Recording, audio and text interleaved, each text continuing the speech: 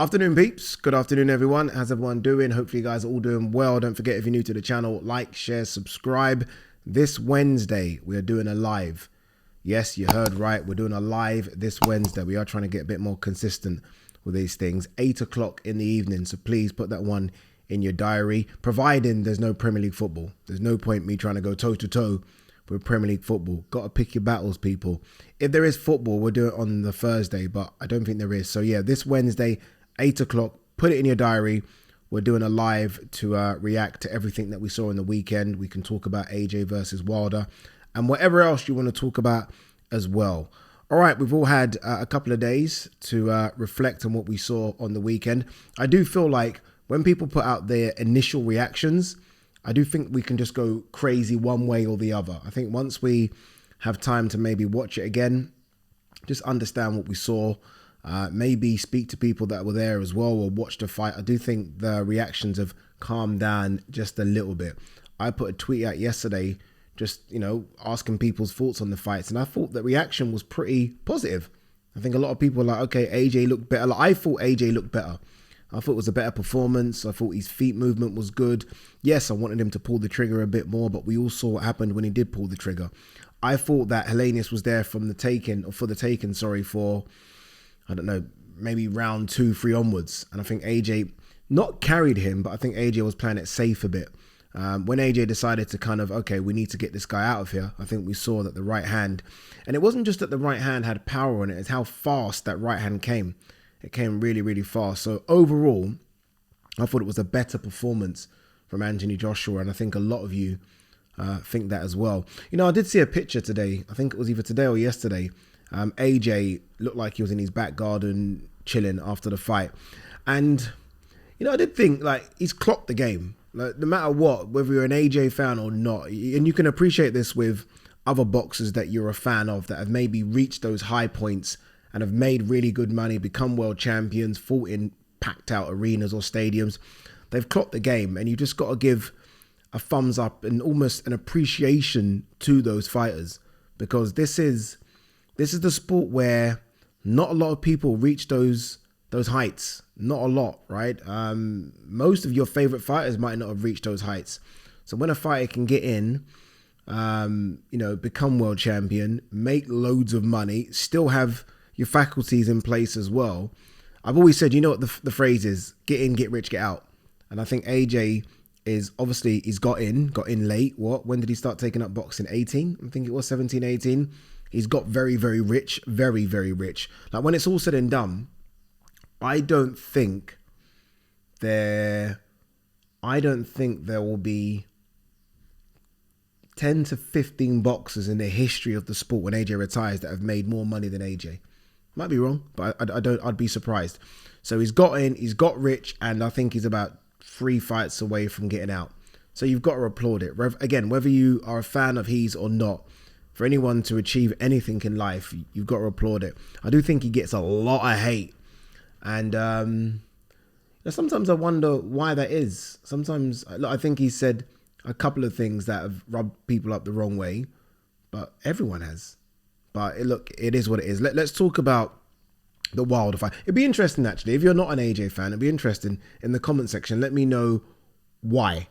I don't want it to be because you're a Fury fan. You can be a fan of both, right? You can appreciate more than one boxer. If there's anything else, I'd like to know what the reason is. But let's talk about the Wilder fight. That's the one now, isn't it? I mean, AJ obviously wasn't very forthcoming with me when I asked him the question in the ring, but I've seen some interviews after where he's pretty much saying, that's it now. We're going straight to Wilder. And look, it's time, right? It's bloody time. I mean, the amount of false dawns we've had when it comes to AJ Wilder. I mean, you think AJ Fury's annoying. AJ Wilder goes back years. When they were both unbeaten, both champions, and it was right there. It was right there to make. And for whatever reason, I don't know if it was because this person was on that side of the street, that side of it, whatever reason. And I guess we all have different reasons here, depending upon which fighter you like, right? For whatever reason, it hasn't happened. Here we are now. And there was a time when I thought that fight was dead. No point even happening. Somehow, it's been resurrected. Don't know how, somehow it's been resurrected. AJ's been beaten up a couple of times. Wilder's been beaten up a couple of times. But for some reason, and they're both very, very lucky, it's still at a place where it will, I think, potentially do more pay-per-view buys than Ryan Garcia Tank. I think it's there. And I have absolutely no idea how it is there, but it is there. AJ versus Wilder does well over 1 million pay-per-view buys. And because it is there, and it's lucky that it is there, they've got to make this fight happen now. Because again, 5 years ago, it would have done well over 1 million. Well over 1 million 5 years ago when it just seemed to be this narrative of puncher versus puncher, who lands first, right? AJ was unbeaten, Wilder was unbeaten. It was just perfect. They both have suffered big defeats. Maybe it's because the defeats they suffered were two very, very, very high level fighters. So there's no shame in it, right? AJ losing to Usyk and Wilder losing to Fury. But this is the time now. This is literally the last time. Like, I almost felt like this was it with Spence Crawford. Like, this is it. Spence is struggling to get to 147 still. Crawford's going to be 36 soon. If it doesn't happen now, then forget it. And they made it happen. And I think we all saw how big it was. This is it with AJ and Wilder. AJ clearly is regressing. Not at a drastic rate, but I don't think he's the fighter he maybe was. He's a different type of fighter, but it maybe isn't the fighter he was a few years ago. Plus, he's 33. I think Wilder's 38, and he's been inactive. Again, how this fight has the interest of the general public like it does, I don't know, but we need to make this fight happen very, very soon. With regards to the fight, I've seen another shift. I've seen a shift from a lot of boxing people. So not boxing fans, boxing people in the sport, fighters as well, who are actually picking AJ to win. A lot of people, go and check it out. This is not me just saying it. A lot of people who maybe you guys follow on social media as well are like, you know what?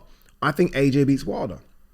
It's changed. Again, I mean, if you were to ask people this question pre-Helenius, I think it would have been, you ask 100 people, I think it would have been something like 90-10 Wilder. Now, I think that gap has closed a lot. So maybe that's why the fight's now become bigger, because there's now a bit of an intrigue there. Like, maybe it isn't a foregone conclusion. Maybe if AJ has another camp with Derek James and we've already started to see improvements, maybe it isn't a case of Wilder's just going to get in there and knock him out in one. Ain't happening. Is not happening. Honestly, it ain't happening. I think I do think with Wilder, and I'm a big Wilder fan, I do feel like we built him up to be some god. It's strange. Like Wilder, yes, by the way, Wilder gets the stoppages, right? We've seen it. And even if he doesn't stop you in the Tyson Fury fights, we've seen he can put you down. But I have seen Wilder easily outboxed by not very good boxers, and then he gets to them. And then he eventually gets to them. AJ's a lot better boxer than some of the people that Wilder has struggled with. So we'll see how it plays out. Look, we'll see how it plays out. Fingers crossed we get some announcement very, very soon. Eddie has done what Eddie always does, which is, we're going to have some sort of news in a couple of days. Well, we are at the couple of day stage. We want some news. Like, the Saudis are here. They're here now. And I think one of them was ringside. I can't remember who it was, but when I was talking to Eddie, he almost pointed at someone ringside. So I think someone's here. They would have seen AJ get the knockout. Let's go. Wilder's clearly not going to have an in-between fight. Wilder's going to go straight in with AJ, and that there is going to be something crazy. Like, they missed a massive trick by not having Wilder ringside. And I don't know if that's an AJ decision, Eddie decision, whatever, but you can't, like, if I'm Wilder, even if you don't want me ringside, I'm coming ringside. You can't stop me from coming. You can't stop me from buying a ticket. I'm going to be ringside. And you know what? When you win, I'm jumping in the ring and we're going nose to nose and we're breaking the internet. Am I lying, people? We're breaking the internet. Imagine Wilder jumped over that top rope, walked over the top rope and went nose to nose with AJ at that moment. Can you imagine? Just think of it. I've got my eyes closed here picturing it. Just picture Wilder walking over the top rope and going nose to nose with AJ. The noise in that building would have been incredible. Honestly, it would have been insane, but unfortunately it didn't happen. But look, let's hope that we get some sort of announcement in the next 24, 48 hours. And then, as much as the heavyweight division's been laughable this year, I think if we get an announcement that AJ Wilder's happening in 4 months, 5 months, I think we can say this has been one of the best years for boxing that I can remember ever. Honestly, one of the best years for boxing that I can remember ever. And I know we like to kind of be a victim of sort of years gone by. Oh, in my day, it was so much better. Mate, the year's been sensational. And we still haven't got the announcements from everyone for what we're going to get between now and the end of the year. Like, we're going to get Regis Prograis, Devin Haney. Do you know what I mean? That's going to happen. Like, Regis Prograis is going to fight Devin Haney. Devin Haney's jumping up, undisputed from one. We're still going to get Canelo versus Jamel Charlo.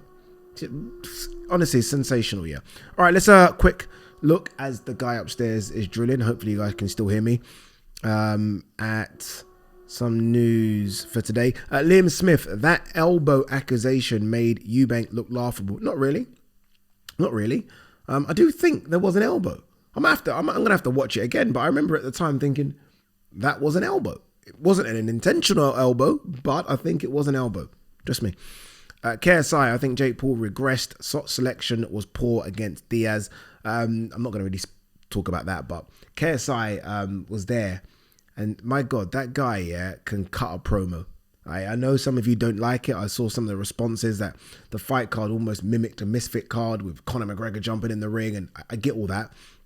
But in terms of KSI having 5 minutes to sell his fight against Tommy Fury to an audience that might not care about him, he did it. Even when he was getting booed, because obviously it was clearly a hardcore boxing audience in there, didn't give a fuck. The salesman of all salesmen. It worked. Deontay Wilder, very pleased that Joshua scored vicious KO of Helenius. Of course he is. I mean, he's a smart guy. He wants to get paid. He knows that I'm guessing he's going to get paid more than he's ever been paid before, like more than the money that was put up for him to fight Fury the second time. Like, he's going to get paid in this one, and he's going to be ready for it as well. Robert Helenius intends to continue career, not ready to retire. Yeah, got to be careful. I mean, that knockout was a bad one. And that's 2 times now in the last 3 fights where, you've been knocked out badly. I mean, I think there are potentially some fights over here for him against guys that are coming through that could be interesting. Like, how could a Fabio Wardley handle him? Do you know what I mean? There's guys coming through over here. Fraser Clark maybe in 12 to 18 months. So there are opportunities to make some good money over here for him. And I think the crowd liked him as well. We appreciate what he did, stepping in on 5 days notice. You've got to respect that. Stevenson awaits WBC decision on opponent for lightweight title. Haney, Lomachenko ruled out. Yeah, obviously Haney going up to fight Regis. Lomachenko ruled out. It would be an interesting one. Ain't gonna happen. But like Navarrete, mate, Navarrete would jump up. Navarrete, who just put a beating, and look, credit to Oscar Valdez, but he put a beating on Valdez. It was a good fight, by the way. Scrap, 2 Mexicans are going to go and fight like that. But yeah, that would be a great fight. Navarrete would put it on him. I mean, if it can't be a Navarrete, Isaac Cruz, who didn't look great last time out, did he? I mean, he might be there as well. I haven't looked at who's sort of ranked number 1 or 2, but there are options out there. Philip Hrgovic, follow the rules. The Usyk Dubois winner should fight me next. Dude, you should be hoping the Usyk Dubois winner, which will be Usyk, don't fight you next. Because you need some work. I like Hrgovic, but that's twice now watching him. Like I think I've watched him up close 3 times. If I'm correct, I can't remember who he fought, but I remember watching him, the AJ Ruiz 2. I watched him. So I've watched, and he looked actually a bit better then. But the last 2 times I've watched him now, Zhili Zhang, not great. Southpaw. Dempsey McKean, not great. Southpaw. Gas Tank seems to run empty as well. And you want to go up against the Gas Tank, the Southpaw of all Southpaws in Usyk. Maybe you should chill and have one next. I don't even think he's got a puncher's chance. I don't even think he's a big puncher like that either. So I don't know. Here we go. Anthony Joshua. I'm just focused on smashing Wilder's head in now, and that's it. That's the line we want. That should be it. I might just put that as the thumbnail. I'm focused on smashing Wilder's head in. Let's go. Final one here before because we got to go to work. Oscar Valdez. Sorry, I disappointed everybody. Navarrete is a warrior, a true champion. Didn't disappoint anyone. I mean, when you take these fights, there are no losers for me. When it's this kind of high level chess matchup, there are no losers, especially the way he fights. Like Valdez will never ever go to a boring decision against someone that's putting it on him. He will fucking dig deep and try. And he tried. Navarrete just a bit too fresh, and ultimately a bit too good. If you are Valdez though, you must be kind of wondering, like, where's my levels now? Because I thought you lost to Robson Conceição, you've lost to Navarrete, and you've lost now to Shakur Stevenson. So maybe it is a case of finding that level. Heal up though. Maybe take a whole year out. Honestly, take a whole year out, because I mean the swelling on his face, his head looked like it had swollen a little bit. His eye, I heard it's not an orbital bone fracture. We always like to jump to those conclusions, don't we? But yeah, he took a beating, and I think they've just they've got to be a bit careful. I saw one last thing actually. It was Terence Crawford doing the rounds. I'm going to do a video actually and talk about who next for Terence Crawford, the options there. And he was talking about Jermell Charlo, and he really doesn't like him. And I think someone said something like, are you going to be seeing Jermell Charlo like in the ring? And he was like, yes. That's the way the way in which he answered, yes. And it made me feel like that's what he wants next. That's the one he wants.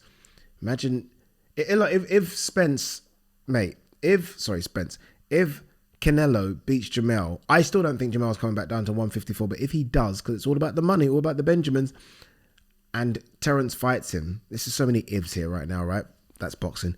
If, and he were to beat Jermell and become a free weight undisputed champion, we need to have a conversation.